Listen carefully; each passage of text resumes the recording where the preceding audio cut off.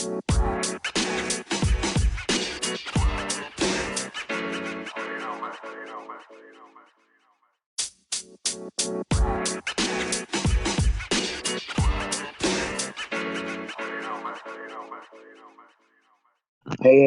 you're now tuned in to Underdog Talk. I'm your host, Eric Jones Jr., the underdog with the heroic heart. And on Underdog Talk, I have conversations with successful underdogs. And today we have another successful underdog. I have Devin Coleman. He's a communicator, an author, a public speaker, and most of all, he's a father first. How's it going? Man, it's going good, man. Thanks for having me on your show. Thank you for having giving me the opportunity to have you on the show. So where you from? Just let everybody know, we're not in the same city. Yeah, I'm from Jacksonville, Florida, born and raised. All right. How's the weather there? Because it's a little different here in Indianapolis, I know. Listen, it ain't as cold as Indianapolis, but Jacksonville is North Florida. So while we in Florida, we get warm seasons. It get a little chilly here too sometimes. Y'all chilly probably is warm for us. But it's different for everybody. But let's get into fatherhood. How did fatherhood for you personally start off? Woo, bro, fatherhood for me. That's fatherhood for me started out with me having a child, going to prison, like real shortly after her birth, and right before I came home, finding out she wasn't mine. That's how fatherhood started for me. And it's interesting because several years later, I ended up having a child that was biologically mine. And by the time she was 5, I was a full time single father. Mm. So you started off, you had your hopes like, okay, I got a shorty on the way. You find out it's not yours. Now you have one, and now you're a full-time father. And that's not the weekends. That's not having during the week half and half. That's every day, all day. That's your responsibility as being a father. So where were you at? Like, what was life kind of like before you took full time fatherhood? Just to give like a background, like it wasn't like you was like, oh, okay, I'll be a full time father. Come on. So how was that for you? Nah, it wasn't like that. Life before being a full time father was me being in the process of putting my life together, back together. Um, I met my daughter's mother shortly after I was released from prison the second time, and so when my baby was born, I hadn't been home long, so I was really still in the thick of things as far as trying to figure out, employment, whether I was gonna go back to school, where I would live at, because it was all sort of restrictions, and then dealing with the stigma of being a ex felon, right? So that was challenging to say the least. Me and her mother had a really good relationship in the beginning, so our co-parenting was strong. Um, and some things happened, and when those things happened, I just had to step in and assume the responsibility of being a full-time dad, which meant I had to figure out life real fast. Yeah, because even just being, say you in a relationship, you might not be in that relationship with the woman, and just finding out you having a kid, that changes life. Regardless of what it is. Well, I guess depends on what kind of guy you are, but having a kid is like, oh my goodness, I got to start doing a couple things different. I got to, change how I'm doing this. But becoming a full time father, especially to a little girl, because little girls are different than, being a man. We know what it's like to be a little boy, but being a little girl is a lot different. They're more emotional, all those, things that a woman has, a little girl has. So you got your daughter, you full time. What what is like, what are the first like couple things that you had to do? Not that you wanted to do, but what you had to do once she got into the household. Man, I had to figure everything out. And listen, like day one, you will hear. I used to hear the term weekend dad, and I would hear women talk about, man, it's different. You just pick your baby up on the weekend. And I used to hear that, and I'd be like, man, men involved, men dads too. And day one, when like the whole structure of my life changed, I understood what they were talking about. And I say that because what time I woke up in the morning changed, what time I went to bed changed. I had to think about, you know, how to get her in school. Number one, because I didn't know, I was clueless. Had to figure out like the medical scene, getting her the shots, all that sort of thing. Figure out how to get her home from school, bruh. And I had to do that before I even realized that, like you said, men are conditioned to protect and provide. I have to learn how to be a nurturer too. So I had a lot of things coming at me, um, real fast at one time. Mm. I'm sure. I'm sure. I I like how you were able to understand what moms go through. Even I think if you're a good dad and your child lives with their mom, you understand. Like, because my son, his mom might call me during the week. I need a break. Okay, cool, that's fine. Because you understand they got them 24/7. You really don't get a break. Now you understanding that you don't get no break, any of those things. So how were things like at the beginning, like with you and your daughter in that relationship? Was you guys tight? Was you guys like, she knew who you were? How was that relationship? Um, it was tough, and I say that for a variety of reasons. Again, she was young. Um, like going into, I want to say going into kindergarten, and she had been living with her mother for the. It was a year period before she came to see me. About a year, a calendar year, that I wasn't able to see her at all. Mm. You know, so her moving in the beginning, it was a culture shift for her, and I didn't understand it at first. Prayerfully so, I had like a tight support system, and I wasn't afraid to ask because our future together depended on me getting this information, bro. So I had to put my pride to the side. I asked my mother about things.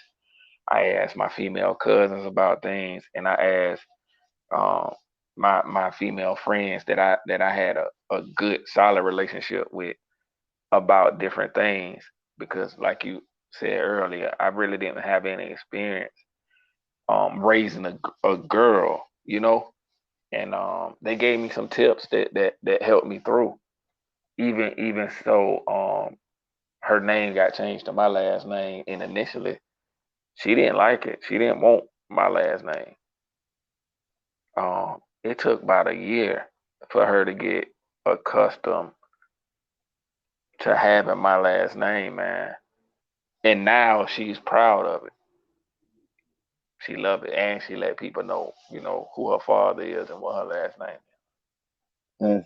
That's dope. Because as a man, like having that last name, having a child represent that last name, that means a whole lot. Like, I mean, I'm sure all the men listening understand that, like having a child, or even when you're married, having someone else have your last name is a dope thing. And so that's good. That shows that you put in the work, because at first you like, no, I'm not trying to be here, I'm not trying to do nothing you talking about, and you went to go ask women. Sometimes we'll go ask advice to someone that can't give us advice. That's like you going to your homies just because he got some daughters, you asking them questions, okay, you kind of can figure that part out. But when it comes to actually like their moods and different stuff. And when that woman time come and they growing up and they start smelling themselves, it's different with girls and boys. Because I have a 16-year-old and I've seen her from real little cute and now it's like, oh, okay, who you talking to? It's like what's going on? And it's so different, and you have to, as a man, you gotta control your emotions when you're disciplining a daughter more so than you do with a boy.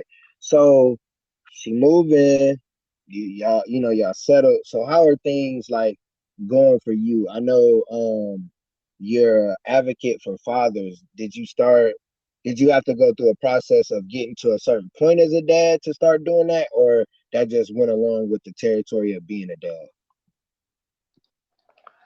Man, that sprung out of conversations with the women in my network. It was a handful of them, like five, right? And they used to give it to me uncut. They didn't coddle me at all, right? And I faced a lot of bias, bro, and discrimination. So like I would take her again early on. I'm taking her to the doctor's appointments, and I've had doctors ask me, "Hey, where's her mother?" Um, I've been to state buildings, and they asked me to prove that I was her father. And I was like, "Man, ain't no way in the world you would ask a mother, have the courage to ask her mother some stuff like that, right?" And I had to make tough decisions because um, I couldn't like be disrespected or undermined or belittled in front of my child because I'm supposed to be her hero, and I don't want her experience to seeing her father, a black man, being subdued in a way like that. And in talking to some of the women in my tribe, one of them was like, "Hey, yeah, that happens." She said, "But what you gonna do about it?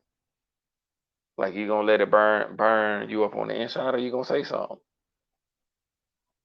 And that's what triggered me to say, you know what? Yeah, let me like study fatherhood. Let me study fatherhood. Let me study systems, and then let me like give other dads tips on how to maneuver these situations, as well as enlighten some of the sisters of the mindset of a dad when he's dealing with those situations. Mm. That had to be crazy. Somebody saying, "Oh, is that your child?" Who you what? Like I know, like when you said that, I was just thinking like I would have probably like I would have had to think because I never want to get out of character in front of my son, my daughter. So it's like for you to somebody to say that, I would have had to breathe, and everything because I'm like, what? Like you said, they wouldn't say that to a mom. You wouldn't say that. And even like being just a male, being a teacher, it's kind of hard with little girls because I went from being in the classroom, it was me and this lady, and now it's just me with half of the class or whatever. So it was moms like, hold on, you're not gonna be in the class. So what's gonna go on? When they go to the back, I'm not going in the rest. Different questions. It's like, come on now, think about it. Think of the school your child is at. Like we don't do stuff like here, so it's just different being a man and being in a young girl's life because the little girls they always, oh, Mr. Air, and it's like parents don't get that, and that's kind of like with you, they didn't get, oh, you're a single father full time. You don't see that too often. So um you say you start researching fatherhood, you start understanding systems. So what's one of the first things that you did to help in the community or just to help like yourself in fatherhood, like outside of your home? First thing I had to do was learn emotional intelligence. Mm, Um, a lot of times, as men, we will put our feelings to the side, right? Because we've been conditioned to do so. And I believe when you put your feelings to the side and you bottle them up, they come out at inopportune times and in ways that we're more likely to be embarrassed about later on, right? And after the emotional intelligence, I already had a background in policy. Um, I worked on issue-based campaigns and electoral campaigns, so I know policy. I know how to organize people and ideas, and that's what I started doing. I started organizing people and ideas. I think even more so though with my situation, I I was like started to understand that because of the education, a lot of people didn't know how to deal with me being a dad and being as engaged as I was because their fathers wasn't engaged in their lives. It was a fatherless generation, so a lot of people weren't used to encountering men being in that space, and I had to learn how to demand my respect at the same time being understanding of the playing field. They weren't actually talking about me. They were projecting their feelings onto me. Mm, Um, and I just had to carry myself with a certain type of dignity. And I'm gonna tell you, in some spaces, like it did what it did, but in some spaces, people applauded me, supported me, and even gave me more information. And in other spaces, you know, people resented me for it. Like I've had people be like, "You're a single dad. What does that mean?" And I was like, "Well, what does single mother mean?" And they would answer me. I say, "Well, it's the same thing." And like you just said, people would say, "Well, I haven't seen that." But just because you haven't seen it doesn't mean it doesn't exist. Like it's a lot of things that we haven't seen that exist. You know? yeah. um, what you were saying about them not seeing like they're not used to fathers.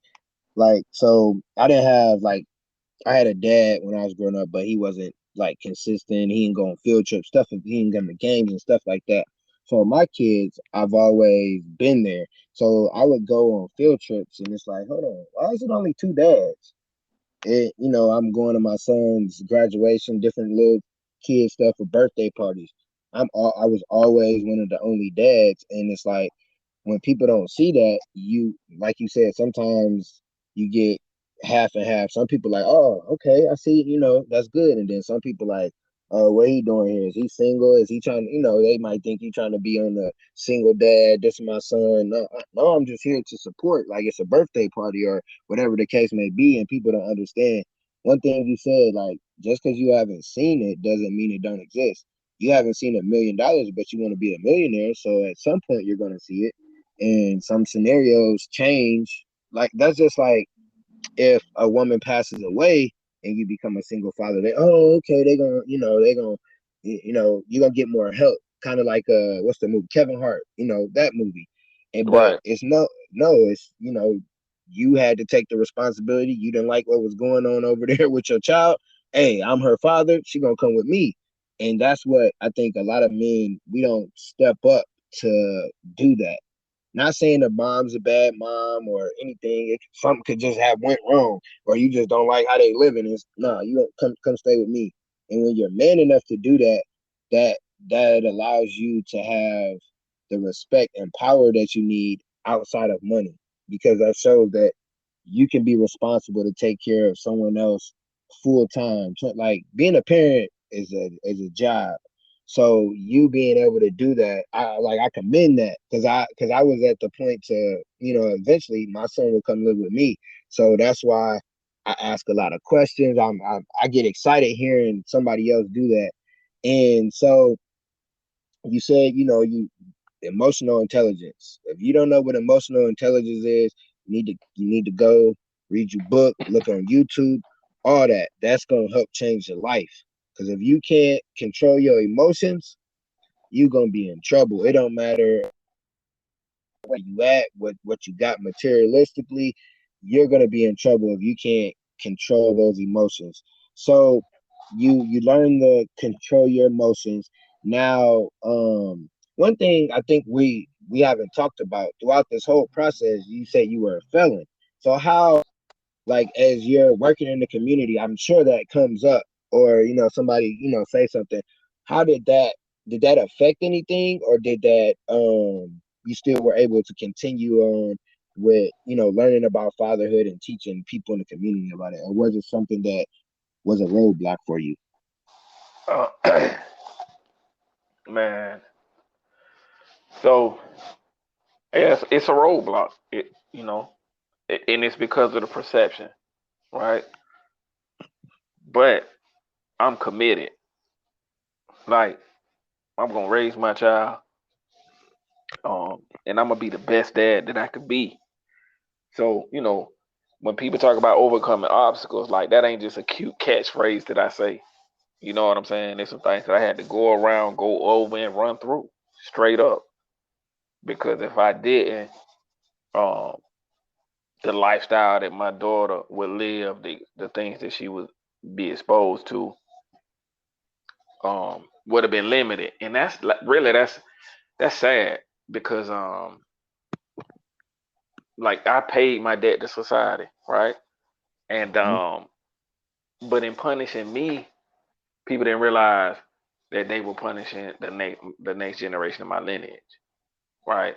A lot of times when we talk about people that been through the system, you want them to take care of their children, but don't let them get jobs. Like that doesn't make sense. And if they free, that mean they did whatever the court said they needed to do to be free. So at that point, it's about how do we reintegrate these people in society, especially since 95% of people that go in the system gonna come out at some point. At some point.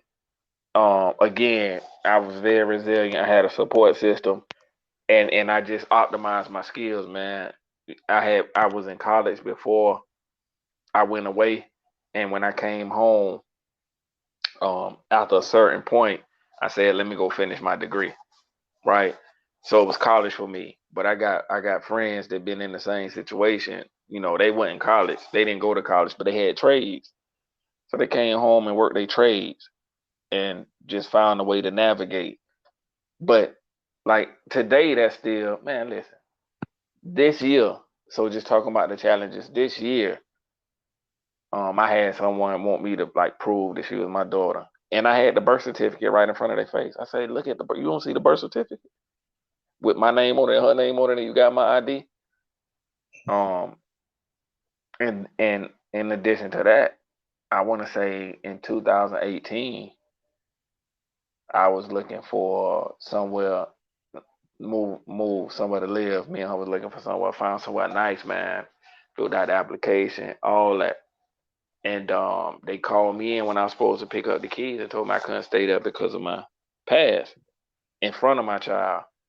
Sad thing about that was they had a term limit. It was 10 years, and my incident happened way over 10 years ago. So um, that bias is still there, but that's what pushed me into like developing myself so I could create my existence and not always be dependent on the goodwill of someone else. Mm.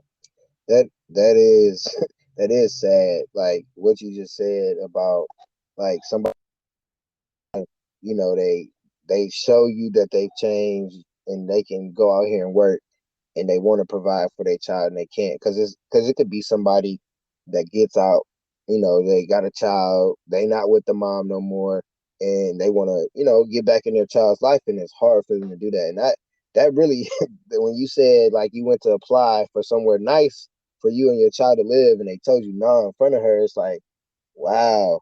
And that's how the system is. That's it's set up for, if you make that one mistake, for to mess you up for the rest of your life. So if you're young, old, whatever age you are listening to this, don't let 10 seconds, 15 seconds take 10 to 20 years, or it could be the rest of your life, because you might not do a lot of time, but you got a certain charge on you. And now when you get back into society, you're not able to that you need to do, because you might not have the resources or people around you.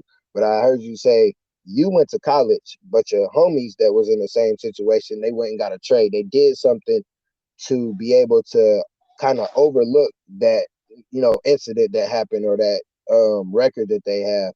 And a lot of times people don't have those resources. So I'm sure that you're one of those people that are helping men get those resources when they get home, so they can, be a better them. And then if they do have children, be in their children's life. So through through this process, you said you had different hiccups. You still, it's 2022, and you started this years ago, and you still going through issues because of that. Um, so what particularly did you do in the community? Did you go speak? Did you start a mentor program? Did you, just get with some people and, kind of go visit? What was the things that you personally did, like in the community, as you started to advocate for fatherhood, that you started to do? So first, um, I had to learn what happened to me, right? Mm, Then why it happened, and how can I prevent it from happening to others. Meaning, when I got sent to prison, I was in college, going into my senior year. So how does a person that is like never been in trouble before and that you see on the right path, so it's obvious they made a mistake, how do they end up in prison, right? right. And that's through policy. That's through policy.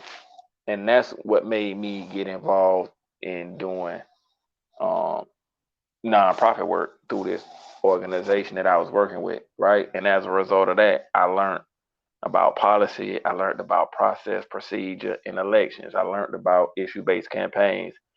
So I worked on, matter of fact, I want to say it was 2000, 2018, Amendment 4 in Florida passed. It was to give returning citizens, that's the politically correct term for ex-felons, the right to vote because we didn't have the right to vote. We were barred from it, right? I was the communications director um, for that campaign. Mm, So I learned about messaging and storytelling and how to frame stories um, to not only get empathy, but to arrive at solutions. And mm, in the middle of that, I joined Boss, that a program that Kendall Ficklin ran, the business of speaking and coaching, just to hone some things, man, and sharpen up my skill set, because so much other stuff depended on it. And because people saw that I was genuine, and I'm not about pointing the finger because I did some things to put me in a position as to where I could go away in due time, right? I did mhm, some things, um, and people saw that I was sincere. So I ended up on the board for juvenile justice. I was on the board for the Florida Rights Restoration Coalition. Um, in talking to older brothers about fatherhood and really just being a pupil, Mr. Jack introduced me to fatherhood training, man. So I was a part of the Northeast Florida Fatherhood Task Force, and as a result of that, I got introduced to a new world of like just literature and then different organizations that really wanted to begin to reintegrate dads into the family because the data shows that when dad not involved, and I'm not even talking about living with the family, but he has to have some contact with the child. Otherwise, it's a fact the child gonna have low self-esteem. They're not gonna do well in school.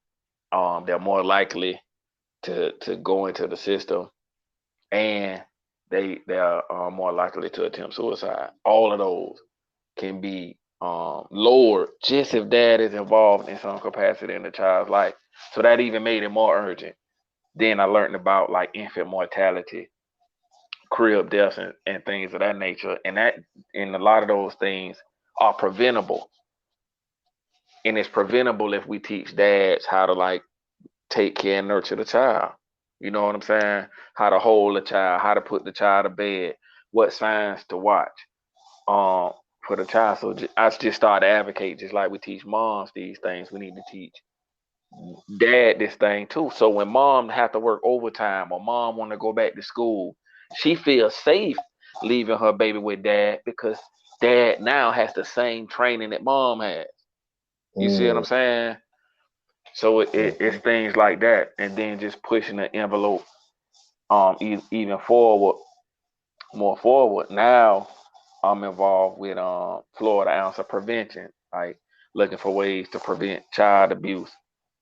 Be on the front end because on the back end of it, even if the perpetrator punished, the child still have to live with the trauma, right? But if we Mm-hmm. can get ahead of it, if we can get ahead of it, then we have less children enduring those circumstances and doing some work with the Florida Institute of Child Welfare. Man, like I'm all the way live with this thing. I was blessed to be able to have a program at the YMCA Guy Talk, and my role there is like really to talk to the young men, middle school and high school about decisions, about choices, like you just said, the emotional intelligence, like how we respond to a thing in 5 minutes could affect the rest of our lives. But understanding that, you know, the brain don't fully develop to the mid 20s. You see what I'm Mm-hmm. saying? So that's vital in order that we can get back to raising young men to be who they need to be. And people would say, I have a daughter. Why do I spend so much time with young men? And I say, it's because I have a daughter. I spend so much time with young men. Exactly. Because you want to make sure if the little possible little homie that want to talk to your daughter, hey, if you done went through my program, if I seen you, I know you, I feel a little bit better knowing you're on the right path. But one thing I heard you say, you took boss, but you said you took it because it was gonna affect those that you were working with. That it was gonna be part of your solution to the problem. And sometimes men, women, we don't do things that's for the future. Sometimes you got to take a class. Sometimes you got to do something different. I obviously you do a lot of research because the stuff you're talking about, I hear about it in schools and different things, but some men don't know that. Especially being a father, I know when my son was little, I used to check on them like every 5 minutes, like, hey, you still breathing? Like because they sleep, different stuff, and it's just learning on the fly. But having a mom there, she can show me, okay, this how you do this. But actually having a male show you is gonna be a lot better because if you have questions, you can go to somebody that's gonna help you rather than you might just ask somebody in the neighborhood and they give you they little advice that they thought was right, but you're actually putting in the work. You're going to different places. You're researching, which is very important at whatever you do. I learned that you have to research. If you don't research, you might as well. It's just like somebody playing sports. You got to watch film. If you don't watch film, you don't research. You might as well just stick to whatever you was doing before that. But do them saying, you got a daughter, why, you're doing the kids. What is going on with your daughter? How is that relationship as you guys are growing? Because I know her seeing you being a positive influence and all that. I know she's like, okay, that's my dad. But how is your guys' relationship through, you're working in the community, you're working mainly with men and young boys. How is she feeling? How is that going? Man, it's super cool. I'm gonna tell you because when Guy Talk started, I'm doing it, and she used to want to go. She used to want to go with me. Like, Dad, I want to go. She enjoyed watching me do it, right? And Girl Talk began. So now she coming to the center a lot more, and I'm thinking, we think, man, the children don't want people to know that you their parent. She was telling them off real. That's my daddy. You know my daddy. Like, and I'm like, oh, okay. Like she understand what I'm doing. She proud of me, and she understand how it relates to our thing. But I'm gonna tell you something. I had to check myself big time. Um, I say between like 2017, 18, and towards the end of 18, it made me do a shift. And the reason why is in me doing all the work in the community, I wasn't spending as much time with not only my daughter, but the young ones in my care. And what I mean by that is like my little cousins and my nieces and nephews, they're like look up to me and value me and need me, right? Mm-hmm. And I'm like, all these kids need help because they not getting the time and the attention, right? So I need to be on my post and make sure the people under my care get their time and attention as well. So I had to be more strategic about what I did, how I did it, and let the youth under my care know that they are a priority. Even if that meant I had to miss some things, like no, I ain't tripping, ain't no second guessing about it. Like I'm gonna be involved, and I had to take it a step further because a lot of times as dads, as men, we be like, if they want me there, they'll invite me. But kids don't necessarily think like that. Um, because they see us on the grind. They hear us talking about the things we trying to accomplish. They hear us talking about the things we trying to do, the challenges we face. They hear us, even if they don't let us know that they hear, right? So Mm-hmm. that child will be less likely to say, "Hey, show up to this," if they know you tired. You always tired when you come home from work. So we got to take it upon ourselves to show up anyway to show them that they're a priority. That's funny. I was having a conversation with some two dudes, and we was kind of talking about that because one of the guys was talking about his daughter's graduation, and she only had two tickets, so she invited her mom, and her mom we got a man, so them two went, and he had just splurged out on her prom like a few weeks before that, and he was like kind of upset that she didn't tell him about it, but then he still was gonna go, but someone passed away in his family that day, so it kind of didn't work out. But he had to explain to her like, even though you didn't invite me, I was still gonna come because I know after you graduate, you come out to the parking lot, you see me there, that's gonna be a good thing. The reason why I couldn't come is because of X, Y, and Z, and just him being able to know that even though I didn't get invited to the main thing, I still got to come to this other just to be there for.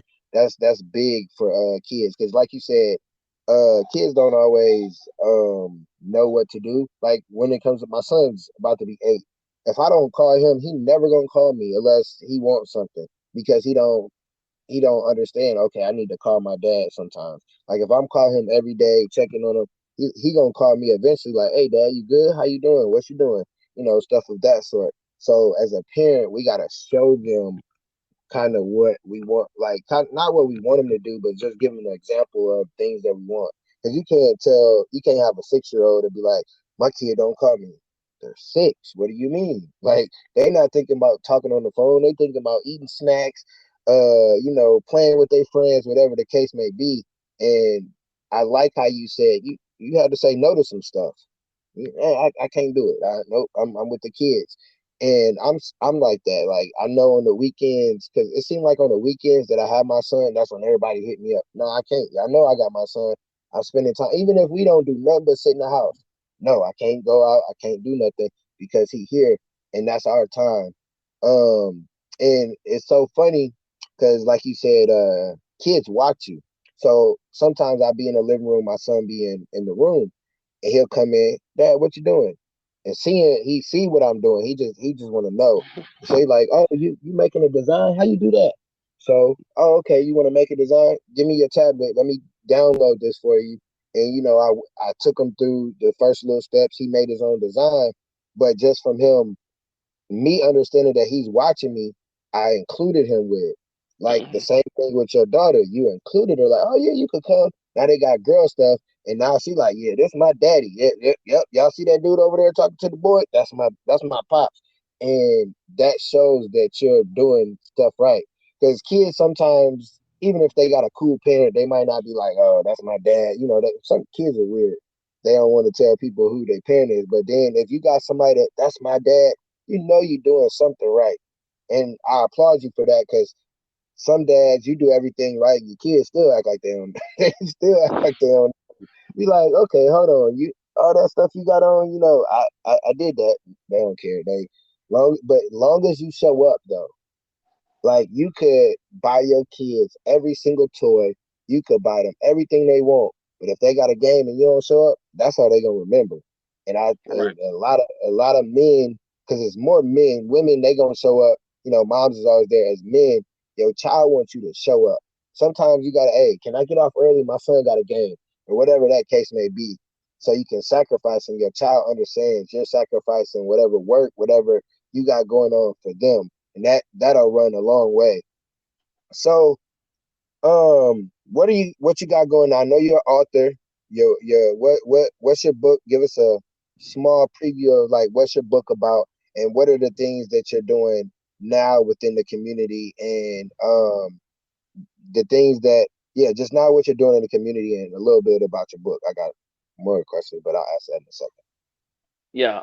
The first book was Prisoner to Poet: Thoughts of an Incarcerated Soul. It's deep. It was my therapy book. Um, my thoughts and feelings while I was going through the system. And people that actually read the book said they feel like they understand me. Um, Turning the Curve got postponed, but we're gonna roll that out this spring. And as far as what I'm doing now, like I'm like solely locking in on fatherhood, um, on the state level, and hopefully soon the federal level, just because I see the need for it. I got my video series on YouTube under Devin Coleman, but I got 3 series right now. I'm celebrating Black dads, highlighting one dad every day for Black History Month. Because it's a stigma that Black dads not involved in their children's life, and that's false. That's just what we see. So I'm highlighting Black dads. And in addition to that, I had a fatherhood series and fatherhood tips to put some stuff out there so men can walk this journey with me, man, and understand that they're not alone. Definitely tune into his YouTube series. I watch him here and there. Like I definitely have went to your website. I went to watch some videos when I was like, I had some dad questions. Just wanted to watch some videos on fatherhood, and I went, watched a couple videos. I see you post the different dads every day, which is commendable. Just by being able to post every day, but being able to have different dads that you can highlight, and they're not all the same. They don't work in all the same field. They're different, human beings, and that shows because that stigma is so wrong. Like when it comes to Black dads, like I know a lot of more good dads than I do bad dads, and that's just not the people I'm around. Like my homies, I'm talking about men in general. Like I know a lot of good dads out there, um, because a lot of us didn't have dads, and we understand what our kids need. It's not always about not having a dad and doing everything you wanted your dad to do. It's about doing everything you need to do as a dad for your child. And I commend you on having those series and dropping it. Like I know you were dropping on Fridays. I've seen the different videos. So go check out his YouTube page. I had the links connected to this episode, especially fathers, even women, because sometimes women, y'all don't know how it is to be a father.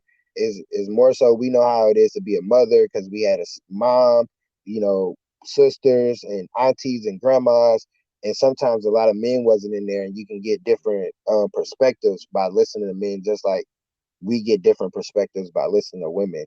So, um, you say you're on a state level. I'm sure you're gonna be on the federal level soon, and you got another book coming out. What are some of the things?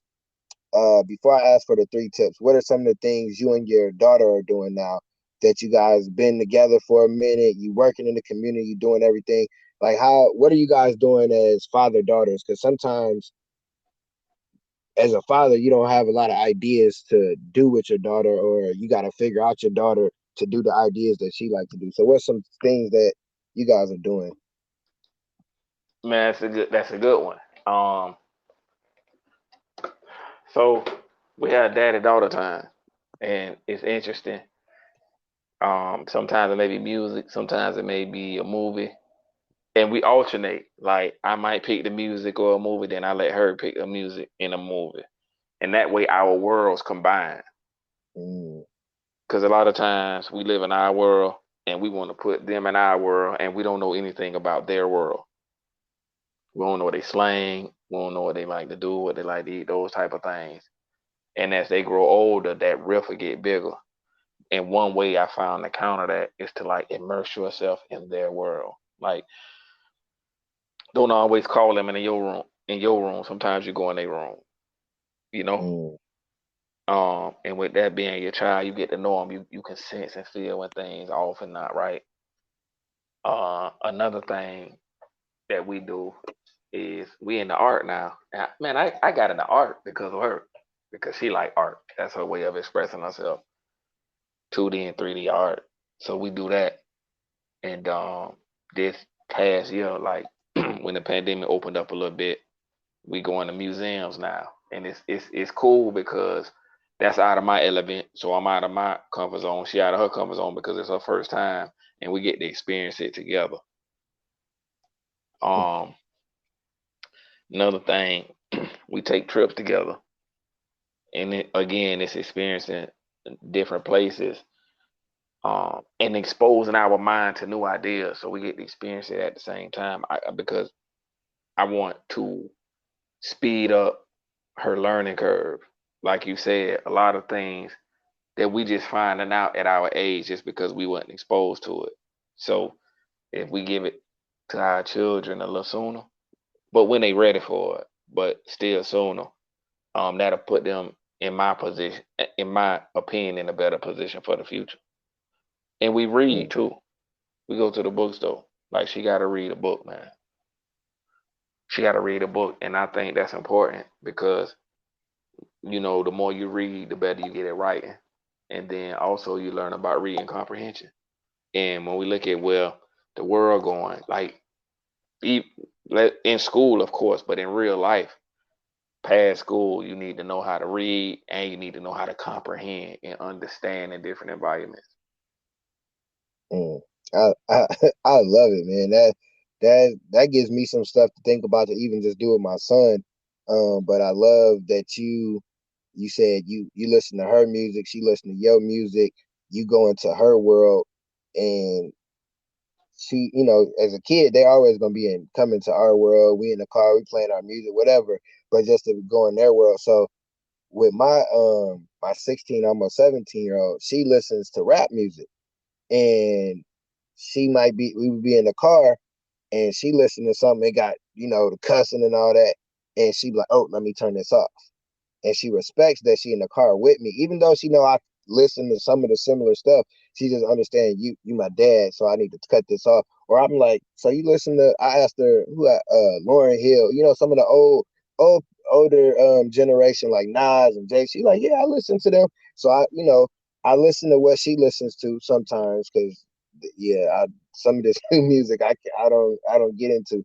But then I transfer it over. Even with my son, he's a little younger, but with him, he like TikTok and Fortnite. All right, what you doing, son? All right, let's do some TikTok videos together. Fortnite, I'm not good at shooting games or none of that, like those games, but I'll still, play. Or he got he got a Switch. So when he come over, I'm like, hey, bring your game so we can play together because that's what he's doing at home. So that's where I'm like, all right, how's school? How's life? We having that conversation because I stepped into his world. So that lets me know I'm doing something good by, going into their world and seeing what's going on with them. Because like you said, um, you can be detached from your child, like not going and seeing what they're listening to or what they're slaying.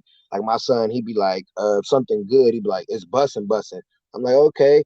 I said, he's like, what you know about that? I'm like, dude, that's just a different way of saying, however, whatever word I told him. And I was like, everything that you got slang, I've already used just in a different form. And it's so funny seeing his face, like, oh, really? And it's just cool to see his face like, oh, my dad knows slang. It's like, yeah, bro, like we used to talk like that when I was your age. But I love that you say you guys go on trips and art. I love art. Like me and my son, if you guys it's called Art Hub, and they show you how to draw basically anything from scratch. So I learned that by being a teacher, and me and him, that's one thing that we do is art. He draws the pictures, I color. I like to do that. So that's one thing that I need to, take him to a museum because I'm sure that's a whole different experience going to art museum, seeing actual art and different stuff like that. But I love everything you say that you do with your daughter, and I know that took some time, that took some ups and downs to get to you guys' relationship, and it seems like you guys have a great relationship. So, three tips for fathers that not single father, just a father in general, that that can help them have a better relationship with their child and to be like a better father, or things that they can do to become a better father. So stop trying to be perfect and then build your support system. Um, so I'm a dad at the range that I'm in, but I don't know everything, even though I study. So now I got other dads that I chop it up with, man, and we'll call each other, check on each other, and then just talk about different experiences. And that increases my repertoire of knowledge and my worldview. Don't be afraid to do that, and man, learn how to be vulnerable. Be vulnerable. Um, I am like I know how to say when I'm at my limit, uh, what I know and what I don't know, and I could do it in a way where you ain't telling all your business, but at the same time, you you curbing expectations. And I think people respect me because of that. They know they can take me at my word. A lot of times, as men, we'll say we'll bite off more than we could chew. And I've learned that it's better to under promise and over deliver. I like that. I like that. I think I just learned because I something by you saying the vulnerability. Because I think sometimes when you're vulnerable, you can't over talk or tell too much of your business, to where someone could try to use that against you. But you have to, learn how to not tell everything, but also be able to still express yourself. So I definitely learned something off that because I know, just by being a people person and talking, I'm not really shy on, like, if I'm comfortable talking to you, you'll be able to get into my world, but I gotta, put a boundary on that.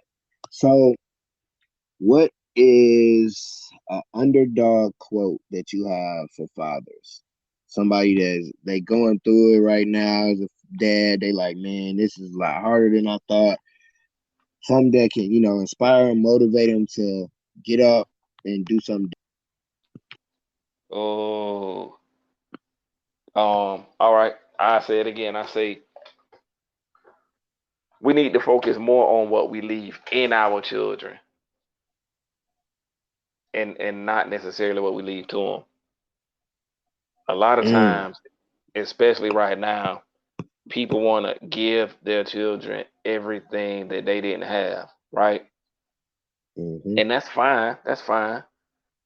But it's certain morals and values that you have to leave in your children so they appreciate what you give them and know how to multiply it versus squander it. Because remember, once you once you know how to do something, you can continually do it. You see what I'm saying? So if we leave the right stuff in our children, they'll be all right. And on that note, yeah, that we gonna let that one breathe. I'm definitely that's definitely gonna be a clip because that is what you leave in your children. Man, that was good. I appreciate you coming on, dropping knowledge, being transparent. How can the people reach you? You told us your YouTube, but how can they reach you if somebody got a question? Tell them about your series, your website, all that information, and I definitely will have that on the details. Yeah, everything Facebook, Instagram, Twitter, LinkedIn, YouTube is Devin D. Coleman, Devind Coleman. Everything. On my website, it's a contact form, so you can send me emails. Also, yeah, pay attention to that website because I'm turning up a notch this year. I'm gonna have resources for dads put on my website, as well as a workbook that I'm working on for fathers that I want to roll out around June, our month, men's month. I love it. You heard him, Devin D. Coleman, for everything. Um, Again, appreciate you coming on, taking your time out your evening, and dropping some knowledge on our fathers, because definitely you have a lot of resources. You have a lot of women talk about mothers, but I love to hear dads talking about being a father and being able to help each other out, because just like motherhood is hard, fatherhood is hard as just as well. You guys can reach me at Underdog Talk Podcast at Gmail, Underdog Talk Podcast on Instagram and Facebook. You guys have any people that you want to hear get on? If you have any suggestions, if you want to get on, those are the ways you can reach me. You have any last words? Yeah, man, just I would say stay encouraged and remember that you playing the long game. When I was on my road to redemption, um, it was challenging at first, man, but going through it, I built the resilience and the muscles that I needed to be where I'm at today. And on that note, peace, one love. Man, that was